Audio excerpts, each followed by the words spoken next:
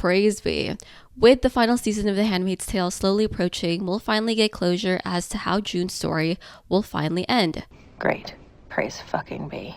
But in today's video, I thought we could explore the clothing choices behind the outfits within the series and how they added to the fascist state that Gilead was operating under. And if you didn't think that fashion was political, hopefully this video will change your perspective on that. Also, hello, welcome if you're new here. My name is Malaya, and let's get on with the video.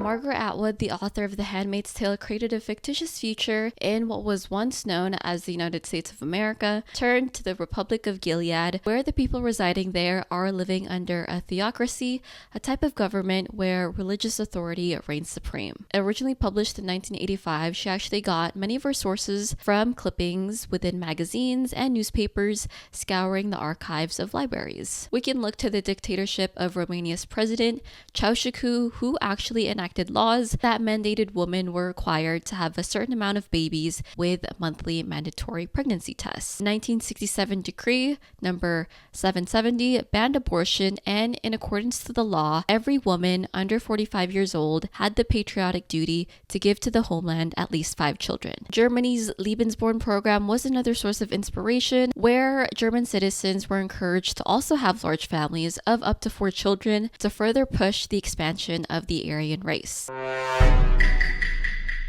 Abortions were strictly prohibited and private maternity homes were created. Here, the women had prenatal care and where they could deliver their babies as well as recover from labor. However, those of whom who were unmarried mothers had no say in the fate of their children, as it was the caretaker's role to assume guardianship and to decide where the child would be raised. So these were some of the real-life historical events that happened, which resulted in the sexist, fascist agenda that we see from Gilead.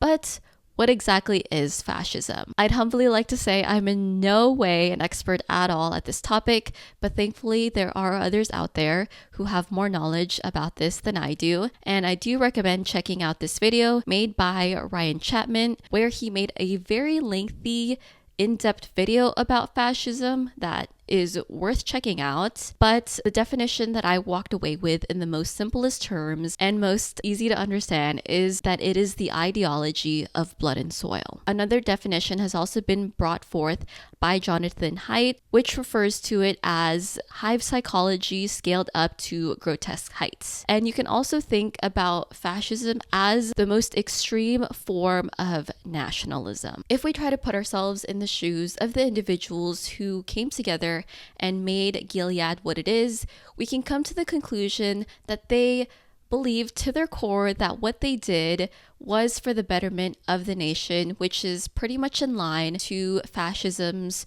2-part objective, which is 1, rallying the people together using the myth of the nation, and 2, bringing about the greatness of the nation. These individuals essentially came together under the guise of religion, or at least their version of it, and conjured up this narrative inside of their heads that it was their sacred duty to save the nation from the path that it had found itself in. Within the series, there's a flashback involving Fred and Serena, where Fred finally finds out that the plan is set in motion to take over the government. As Fred lets the realization sink in, Serena is quick to reassure him that change needs to happen and that pain is a necessary part in order to move forward as a better nation. As was said in the novel by Aunt Lydia, she said, "We were a society dying of too much choice." Given the progressiveness of where Western culture was headed to and the effects of the sexual revolution within the 1960s, in the eyes of the Republic, women had been afforded way too many choices and had forgotten their place in society, where they spent their time furthering their education and building a life for themselves. They had strayed away from the path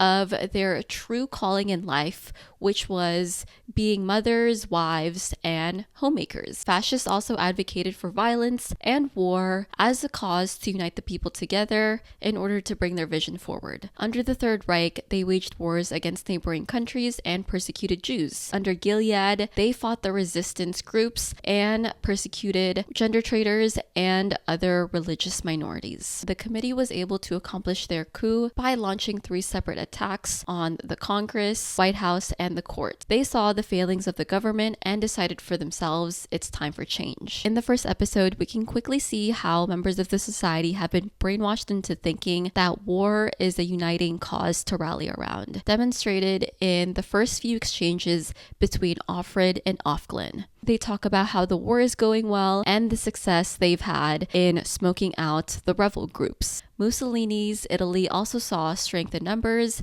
as they wanted to make a historical impact on the world, which, if you've read the very end of the novel, you would know that Gilead was able to do. Just as an empire rises, it can quickly crumble as well. In Atwood's historical notes, she presents a scene way past the events of The Handmaid's Tale, set in the year 2195, in which an academic conference is being held about a lecture discussing the events of Gilead. This very much demonstrates that just like fascist Germany, Italy, and the fictitious Gilead, well into the future, people are still dissecting and studying these major turning points within history as they were very pivotal in turning the tides of the political climate within a nation. Lastly, for Hitler and his party, nationalism was something that had transcended language and was something deep and fundamental to your life, and that was your blood, more specifically your German blood. But this can also be harkened back to Aunt Lydia's line where she says, "The Republic of Gilead knows no bounds.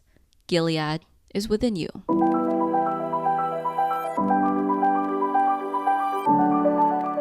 1930s fascist Italy really set the scene where fashion was used as a tool to essentially control a population of women to conform into a box as to how they should think and behave. During this time, Italian women had much more freedoms that were afforded to them. They went out to drink or makeup and dared to wear more revealing masculine clothes in the form of shorter skirts, tailored pants, and lower necklines. This new fashion trend was known as la maschietta, known as the tomboy.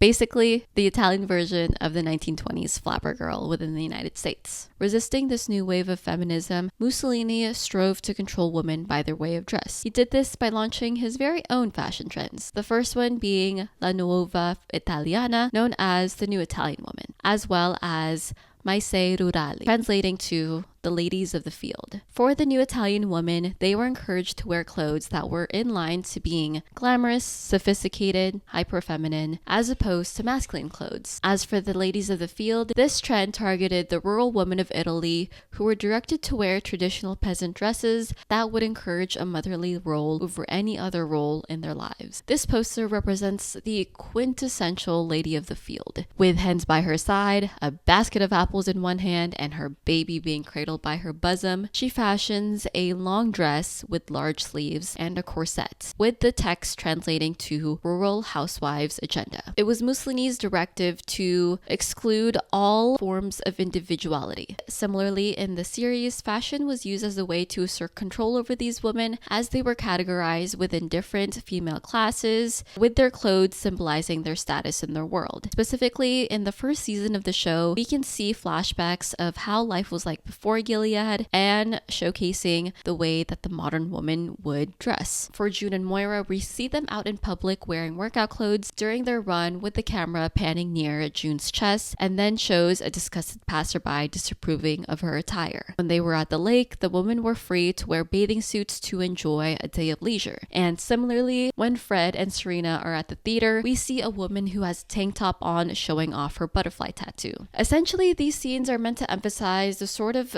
self-expression and way of dress that these women were able to have before the events of Gilead took place. In this time, they were able to bear as much skin as they wanted to and had the ultimate form of self-expression. What once was a common way of dressing was definitely a luxury of the past, as this heavily contrasts what the women are forced to wear now. As handmaids, they are only able to wear one type of uniform, and that's the red garments, meant to represent the color of fertility. As June says, everything except the wings around my face is red, the color of blood, which defines us. The skirt is ankle length, full, gathered to a flat yoke that extends over the breasts. The sleeves are full. The white wings too are prescribed issue. They are to keep us from seeing, but also from being seen. The bonnets that the handmaids wear was actually inspired by the 1940s Old Dutch cleanser package, as Atwood recalls being terrified of the character when she was a child. The Daughters of Charity were likely another source of inspiration, as they wore what they called the cornet, a starched white headpiece that was part of their uniform from 1685 to 1964. Having these women's identities and way of self-expression is even made more apparent when a group of Japanese tourists come to visit Gilead and see the handmaids for themselves. When June encounters this group, she says, "I'm looking down at the sidewalk, mesmerized by the women's feet. One of them is wearing open-toed sandals, the toenails painted pink. I remember the smell of nail polish, the way it wrinkled if you put the second coat on too soon, the satiny brushing of sheer pantyhose against the skin, the way the toes felt pushed towards the opening in the shoe by the whole weight of the body. The woman with painted toes shifts from one foot to the other. I can feel her shoes on my own feet. The smell of nail polish has made me hungry." To these Japanese tourists, these handmaids are nothing more than attractions to be gawked and stared at. To them, they simply don't know any better, and through propaganda, probably believe that these handmaids were just so selfless and sacrificed their personal lives to assist in the repopulation of the nation. Similarly, propaganda pictures were used in Germany's occupation within France. These propaganda photo shoots were organized to give the appearance of a happy, content population in Paris. Parisian men, women, and couples were displayed to the world to contrast the real hardships they were living in under German rule. And the division of the classes is characterized with the color code system that has been created. Wives to the commander, this class of women were the highest ranking and wore a mixture of teal, blue, and green tailored dresses. This color choice draws parallels to ancient Christian artwork of the Virgin Mary, as she's often depicted in these same colors as well. The aunts wore browns, the Marthas wore green, the unmarried daughters of commanders wore white, and the unwomen wore gray. Very much all of their styles really reflected this turn towards modest, conservative fashion, as many of them wore traditionally long dresses, and for some of them wore head coverings. As for the men, their attire communicates their authority over all of the women. Fred Waterford and all the other commanders mainly wore tailored suits. On special occasions, the commanders wore a more formal suit with an aiguillette, which is an ornamental braided cord worn traditionally on the shoulders for military uniforms. Fred shows off one star, signifying his importance in the hierarchy of commanders, with those in the upper echelon having 2 stars. Insignias are also another way of identifying important members of the party. Many of the commanders have silver wing pins that pledge their allegiance to Gilead. Italian fascists had worn black military-like uniforms, earning them the nickname Black Shirt, whereas the Nazis wore a mixture of brown and tan uniforms, where they were given the name Brown Shirts. Their clothing was also accompanied with fascist insignia, with the Italians' fasces and the Germans' swastika. Perhaps what is the most terrifying use of control over these women was when the characters took a brief trip to the capital of Washington, D.C. There, the handmaids had a muzzle-like covering over their mouths, but I'm sure it came as the ultimate shock to see that their lips were sewn together by rings. Natalie Brothman, who took over as a costume designer for the show, said, "Now they're left with almost nothing exposed. They've become literally just vessels. That's all they are, utilitarian vessels." Stripped of any semblance of expression, both in their style and speech, this is the ultimate form of control.